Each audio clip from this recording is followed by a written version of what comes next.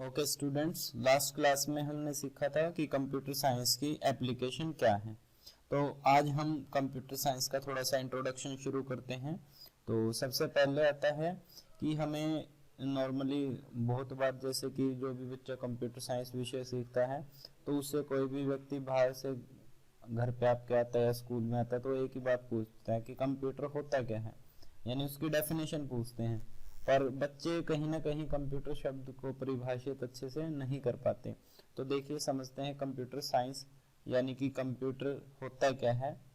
Computer जो शब्द है उसकी उत्पत्ति जो है वो लेटिन भाषा का एक शब्द है कंप्यूट, उससे हुई है।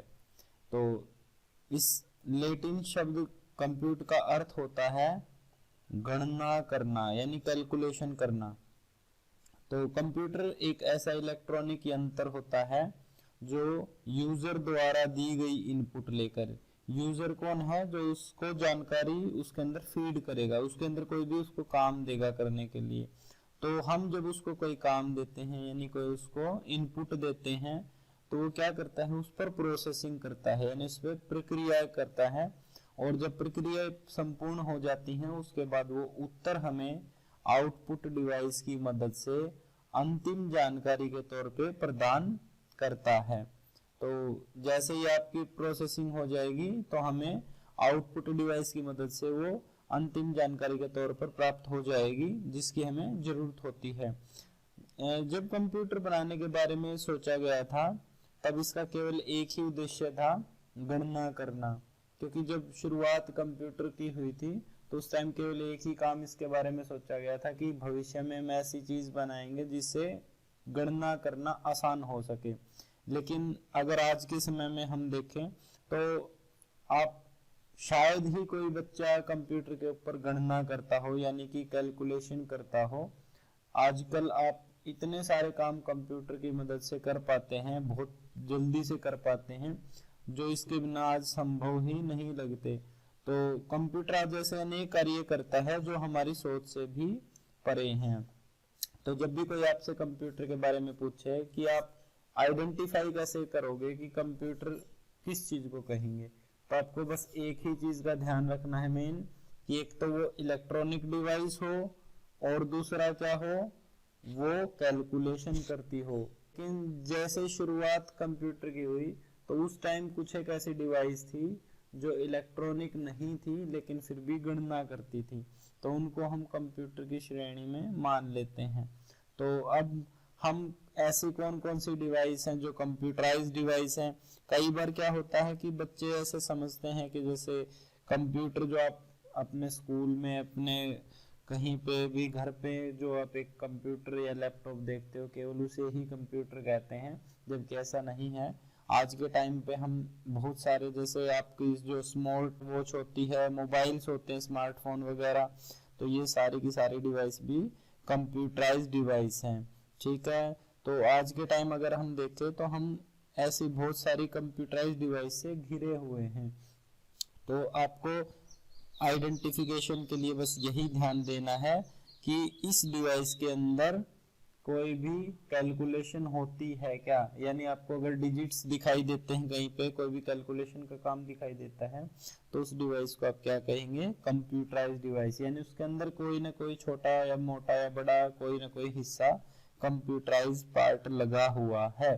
तो आपने देखा कि हम आज बहुत सारे डिजिटल डिवाइसेस से, कंप्यूटराइज डिवाइस से घिरे हुए हैं। चलते हैं नेक्स्ट क्वेश्चन की ओर। नेक्स्ट क्वेश्चन है हमारा, कंप्यूटर की विशेषताएं क्या क्या हैं अथवा कंप्यूटर के लाभ और हानि क्या क्या हैं।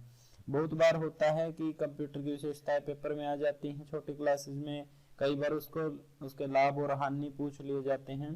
तो अगर विशेषता पूछते तो आपको लाभ और हानि दोनों लिखने पड़ेंगे, अगर अकेले लाभ पूछते तो लाभ लिख देंगे, हानि पूछते तो हानि बता देंगे। कोई भी ऐसी चीज नहीं होती जिसकी लाभ लाभ हो हानि ना हो, तो हमें वही चीज प्रयोग करनी होती है जिसके लाभ अधिक हो और हानि कम से कम हो। तो कंप्यूटर एक ऐसी ही डिवाइस है। तो देखते हैं कंप्यूटर की विशेषताएं कौन कौन सी हैं। सबसे पहले इसकी जो लाभ हैं वो हैं ऑटोमेटिक। कंप्यूटर एक ऐसी ऑटोमेटिक मशीन है जो यूजर द्वारा दिए गए काम को अपने आप करती है। यानी हमने अगर एक बार इसको काम करने के लिए दे दिया तो जब तक वो काम पूर्ण नहीं होगा ये उस काम को करती रहेगी। हाँ, हम अपनी मर्जी से चाहें तो उस काम को बीच में रोक भी सकते हैं। तो कंप्यूटर एक ऑटोमेटिक मशीन है, यानी इसको एक बार शुरू कर दो, उसके बाद ये अपना आप काम अपने आप करती रहेगी। फिर है स्पीड। कंप्यूटर की स्पीड आज के टाइम पे इतना फास्ट है हमारा कंप्यूटर कि अगर इसको कोई गणना करने के लिए देते हैं तो वो माइक्रो या नैनो सेकंड में, यानी एक सेकंड कितनी छोटी होती है, उस सेकंड के भी 1,00,000वें या 1 करोड़वें हिस्से को अगर आप सोच के देखो, इमेजिन भी नहीं कर पाओगे, तो एक सेकंड के 1,00,000वें या करोड़वें हिस्से के अंदर ये अपनी गणनाएं कर लेती है। फिर आता है एक्यूरेसी, यानी अगर यूजर ने उसको सही इनपुट दी है काम करने के लिए, सही उसमें जानकारी फीड करी, सही आंकड़े फीड किए हैं, तो उसका जो उत्तर आएगा वो भी हमेशा कैसा आएगा, सही आएगा। अगर आप उसमें आंकड़े ही गलत फीड करोगे तो आपका उत्तर वो अपनी उसी हिसाब से आपका उत्तर भी वो फिर गलत निकाल के देगा। तो ये जरूरी है कि कंप्यूटर आप सही आंकड़े ही दे काम करने के लिए। फिर आता है डिलीजेंस। डिलीजेंस का अर्थ होता है कि जैसे अगर हम एक काम को बार बार करते हैं, लगातार करते हैं, तो एक तो इंसान का उस काम करने से ध्यान भंग हो जाता है, यानी हम बोर हो जाते हैं उस काम को कर करके, और कई बार हमें थकान महसूस होती है लगातार काफी देर वही काम करने से। लेकिन कंप्यूटर एक ऐसी मशीन है जो ना तो थकती है ना वो कभी बोर होती है उस काम को, चाहे पूरे महीने करवाएं, चाहे पूरे हफ्ते करवाएं, पूरे साल करवाएं, चाहे हर रोज करवाते रहें उसी काम को, ये ना तो बोर होती ना थकती। तो ये एक डिलीजेंस मशीन है। फिर आता है वर्सेटिलिटी। वर्सेटिलिटी का मतलब होता है कंप्यूटर भिन्न भिन्न क्षेत्र में भिन्न भिन्न काम करने में सक्षम है। यानी अगर इसका घर पे प्रयोग करेंगे तो आप घर के काम में अपने यूज कर सकते हैं, इंटरटेनमेंट करना चाहते हैं तो इंटरटेनमेंट कर सकते हैं, शिक्षा के तौर पे प्रयोग करेंगे तो शिक्षा के तौर पे प्रयोग कर सकते हैं, या कहीं आप जो बड़ी बड़ी आपकी बड़ी बड़ी फैक्ट्रीज हैं वहां पे भी बड़ी बड़ी कंप्यूटराइज मशीनें लगी होती हैं, तो वहां पे वो एज ए रोबोट्स काम करती हैं। तो कंप्यूटर एक वर्सेटाइल मशीन है। फिर आता है अधिक स्टोरेज क्षमता। कंप्यूटर की जो स्टोर करने की क्षमता है वो बहुत ज्यादा है, यानी इसके अंदर हम जो जानकारी होती है वो इसमें कितनी ही जानकारी इसके अंदर डाल सकते हैं। अगर हमारी जो इसकी मेमोरी है वो कम रह जाती है तो जरूरत पड़ने पर हम इस मेमोरी को बढ़ा भी सकते हैं, इसकी क्षमता को बढ़ाया भी जा सकता है। अब हमने इतने सारे इसके लाभ देखे, अब एक दो इसकी हानियां भी हैं, वो हानि देख लेते हैं कौन कौन सी हैं। तो सबसे पहली हानि है जीरो आईक्यू। आईक्यू की फुल फॉर्म होती है इंटेलिजेंस क्वोशेंट। ये एक पैमाना होता है जो ये बताता है कि कौन इंसान कितना बुद्धिमान है। तो अगर हम देखें आज के टाइम पे कंप्यूटर हर वो काम कर सकता है जो शायद इंसान ना कर पाए, और इंसान के तो सारे काम वो कर ही लेता है।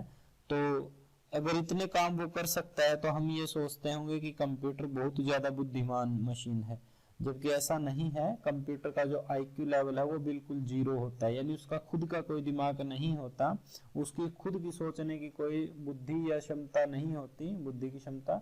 तो जो भी वो काम करता है उसको निर्धारित कौन करता है, उसका यूजर, उसका प्रयोग करने वाला, यानी जो उसको हम काम देते हैं तभी वो काम करेगा, अपनी मर्जी से वो कोई भी काम नहीं कर सकता। फिर आता है फीलिंग्स का न होना। कंप्यूटर के अंदर इंसान की तरह भावनाएं नहीं होती। अगर एक इंसान है तो वो अच्छे और बुरे में फर्क कर सकता है, जबकि कंप्यूटर ऐसा नहीं कर सकता। उसके लिए उसको जो काम दे दिया, उसको जो कमांड दे दिया, यानी जो निर्देश दे दिए, वो उसी के अनुसार काम करेगा, फिर चाहे काम सही हो चाहे गलत हो। तो आज हमने ये दो क्वेश्चन सीखे हैं। एक तो कंप्यूटर की डेफिनेशन, कंप्यूटर होता क्या है, और सेकंड हमने इसकी विशेषताएं सीखी हैं। तो उम्मीद करता हूं कि बेटा आपको ये विशेषताएं सारी समझ में आ गई होंगी। फिर भी मैं आपको इसको और अच्छे से समझाने के लिए अभी दो छोटी छोटी क्लिप दिखा देता हूं आपको, जिससे आपको आइडिया आ जाएगी कंप्यूटर कैसे फास्ट है, कैसे ये आज के टाइम पे विभिन्न काम करने में सक्षम है, और इसकी इंसान से कार्य करने की शक्ति कितनी ज्यादा अधिक है। तो इसके लिए आइए देखते हैं ये दो वीडियो क्लिप्स। ओके, इस वीडियो में आप देख सकते हैं कि कंप्यूटराइज रोबोट्स की मदद से बड़ी बड़ी फैक्ट्रियों में जो आप आजकल मॉडर्न गाड़ियाँ, अच्छी अच्छी सुंदर सुंदर गाड़ियाँ देखते हैं, ये कैसे मैन्युफैक्चर होती हैं। जो काम इंसान कई दिन में करता है उस काम को ये मशीनें एक दिन में कई कई गाड़ियाँ तैयार करके पूरा कर देती हैं।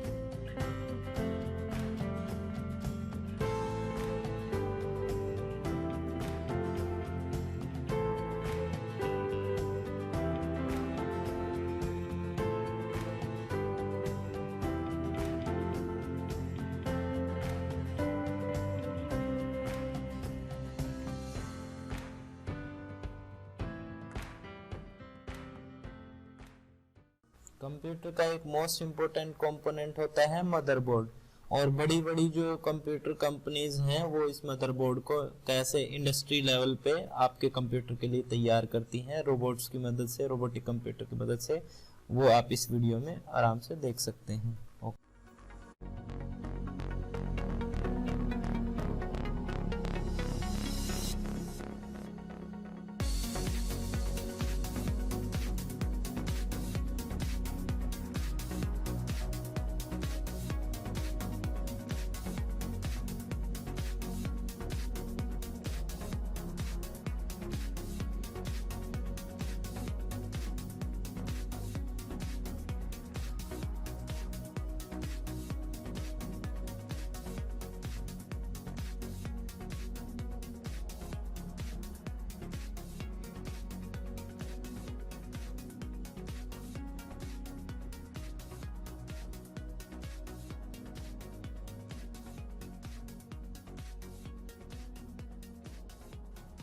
उम्मीद है आप सभी बच्चों को ये जानकारी अच्छी लगी होगी और आप सभी को ये जानकारी समझ में भी आई होगी। अगर आपको ये वीडियो अच्छी लगी हो तो इसे लाइक करें और लेटेस्ट अपडेट पाने के लिए वीडियो को सब्सक्राइब करें और क्लिक करें बेल आइकन पर।